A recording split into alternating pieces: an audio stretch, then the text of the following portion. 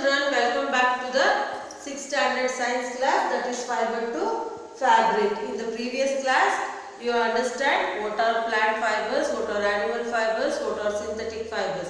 Is it not, children? Today, let us learn about some plant fibers. Which are the plant fibers? First one is the cotton. Cotton is a plant fiber.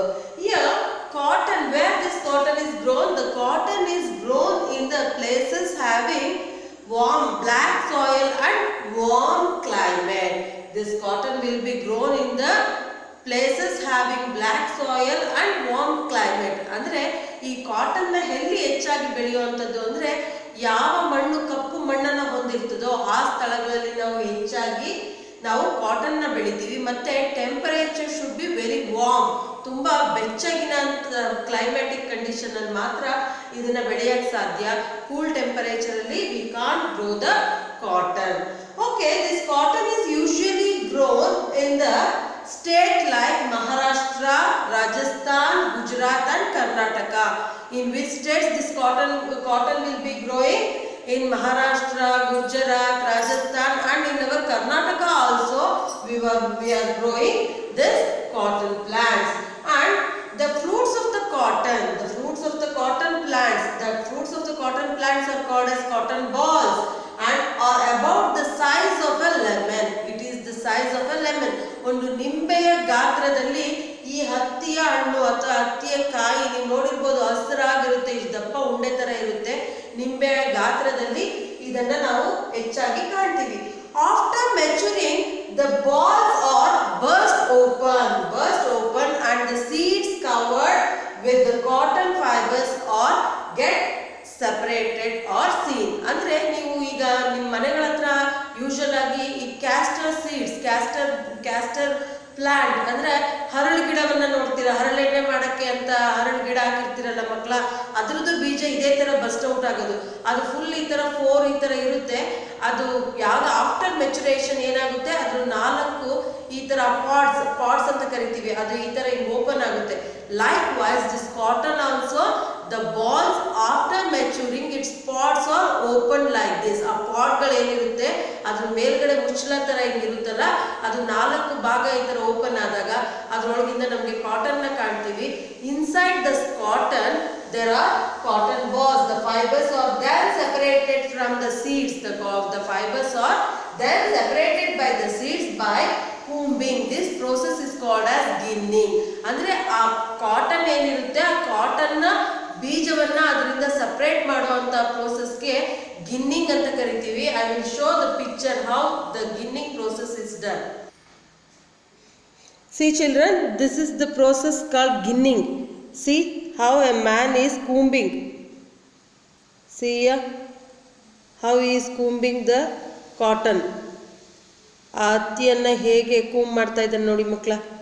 ಇದನ್ನ ಗಿನ್ನಿಂಗ್ process ಅಂತ ಕರೀತಾರೆ. ಬಾಚಣಿಗೆಯಲ್ಲಿ ನಾವು ಹೇಗೆ ತಲೆನ ಬಾಚ್ತೀವಿ ಹಾಗೆ ಕಾಟನ್ನ ಕೂಮಿಂದ ಬಾಚ್ತಾ ಇರೋದು ಈ ಪ್ರೋಸೆಸ್ಗೆ ಗಿನ್ನಿಂಗ್ ಅಂತೀವಿ ಮಕ್ಕಳ. You understood how the process of ginning is done by combing, is it not children? Then ginning was traditionally done by hand in the olden days.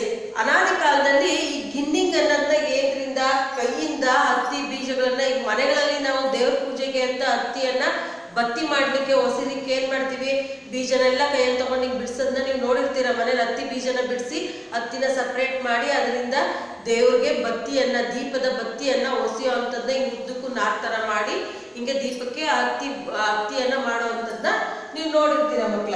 In olden days also they will do like this by using the hands to remove the seeds. But nowadays it is done by machine for ginning. ಈ combing ಅನ್ನೋಂತ ಗಿನ್ನಿಂಗ್, ಈ process ಗಿನ್ನಿಂಗ್ ನ ಬೀಜದಿಂದ cotton ನ separate ಮಾಡಕ್ಕೆ nowadays they were using machines ನ ಈ ಕಾಲದಲ್ಲಿ ಬಳಸ್ತಾರೆ. But in olden days they were using our hands itself. I think you understand this much. I'll go for the next, that is the jute ಅಂತ ಅಂದ್ರೆ ಸೆಣಬು ಅಂತ ಕರಿತೀವಿ ಮಕ್ಕಳ. What the jute fiber is obtained from the stem of the jute plant and this cultivate during the rainy season. Cotton ನ ನಾವು ಯಾವ climate, warm climate ಅಲ್ಲಿ ಕಾಣಿಸಿದ್ರೆ, ಜೂಟ್ ನ ಯಾವ ಕ್ಲೈಮೇಟ್ ಅಲ್ಲಿ ಬೆಳಿತೀವಿ, rainy season. This jute is seen or it is cultivated during the rainy season. And in India, jute is grown in the West Bengal, Bihar and Assam. West Bengal, Bihar, Assam ಅಲ್ಲಿ ಇಂಡಿಯಾದ ಈ ಸ್ಟೇಟ್ಗಳಲ್ಲಿ ನಾವು ಹೆಚ್ಚು ಜೂಟನ್ನು ಬೆಳೆಯುವಂಥದ್ದು. ನಾವು ಹೇಗೆ ಬೆಳೀತೀವಿ, ಆ jute ಗಿಡ ಹೇಗಿರುತ್ತೆ, ಜೂಟ್ ಅಂದ್ರೆ ಏನು ಅಂತ I show in the figure. ನೋಡಿ ಮಕ್ಕಳ, this is the jute plant. It is there in the textbook in the page number 20. This is the jute plant. ಸಣಬಿನ ಗಿಡ ಅಂತ ಹೇಳ್ತೀವಿ ಮಕ್ಕಳ. ನೋಡಿ ಮಕ್ಕಳ, ಇದನ್ನೇ ಸಣಬು ಅಂತ ಅನ್ನೋದು. ಇದು ಜೂಟ್ ಗಿಡದಿಂದ ಇದನ್ನ ಮಾಡೋಂಥದ್ದು. ಇದು ಜೂಟ್ ಅಂದರೆ ಸಣಬು. ನೋಡಿ ಮಕ್ಕಳ, ಅದು ಅಬ್ಸರ್ವ್ ಮಾಡಿ.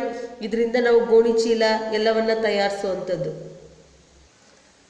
I think you are all observe the picture in the textbook and also the jute. ಹೆಂಗೆ ನಾವು ಸಣಬ್ನಿಂದ ಗೋಣಿ ಚೀಲವನ್ನ ಮತ್ತೆ ಸುತ್ತಲಿ ದಾರವನ್ನ ಎಲ್ಲ ತಯಾರಿಸುವಂಥದ್ದನ್ನ ನಾನು ಪಿಕ್ಚರಲ್ಲಿ ತೋರಿಸ್ತೆ ಮಕ್ಕಳ. And the stem of the harvested plants are immersed in the water for a few days.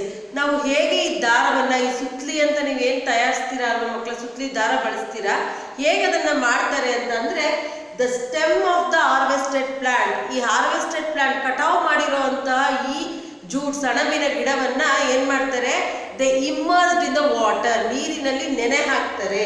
The stem rot and fibres are separated by hand. ಆಗ the fibres get rotten. Rotten ಅಂದ್ರೆ ಕೊಳೆಯುತ್ತೆ. ಆ ನೀರಿನಲ್ಲಿ ಸ್ವಲ್ಪ ದಿನ ಕೊಳಿಸಿದಾಗ ಅದರಲ್ಲಿರುವಂತ ನಾರ್ನಾರಂಗೆ ಬರುತ್ತೆ. And the fibres are separated by hand. ಆಗ ಫೈಬರ್ಸ್ ನ ಏನ್ ಮಾಡ್ತೀವಿ, ಕೈಯಿಂದ ಸೆಪರೇಟ್ ಮಾಡ್ತೀವಿ. To make this fabrics, all this fibres are first converted into yarn. ಈಗ ನಾವು ಯಾವುದೇ ಗೋಣಿ ಚೀಲ ಮಾಡಬೇಕಾಗಿರಲಿ, ಬಟ್ಟೆ ಮಾಡಬೇಕಾಗಿರಲಿ, ಯಾವುದೇ ಮಾಡಬೇಕಾಗಿದ್ರು, before what we have to do is we should do the yarn. Fibre ಮಾಡಿ, ಫೈಬರ್ ಇಂದ ನಾವು yarn ಮಾಡಿ ಆಮೇಲೆ ನಾವು ಇದನ್ನೆಲ್ಲವೂ ತಯಾರಿಸುವಂಥದ್ದು. ನೀವು ಇದಕ್ಕೆ ಇದೇ ತರ ನೀವು ಜೂಟ್ ಸಣಬಿನ ತರ ನೀವು ಮನೆ ಹತ್ರ ನೋಡಿರ್ಬೋದು, ನೀವು ಗದ್ದೆ ಹತ್ರ ಅಥವಾ ನಿಮ್ಮ ಹೊಲದ ಹತ್ರ ಭೂತಾಳೆ ಗಿಡ ಅಂತ ಹಾಕಿರ್ತೀರ, ಅದು ಹಾವು ಬರ್ದೇ ಇರಲಿ ಅಂತಾನು ಹಾಕಿರ್ತಾರೆ. ಅದರಲ್ಲೂ ಕೂಡ ಸುತ್ತಲಿ ದಾರದ ತರ ದಾರವನ್ನ ಇದು ಮಾಡ್ತಾರೆ.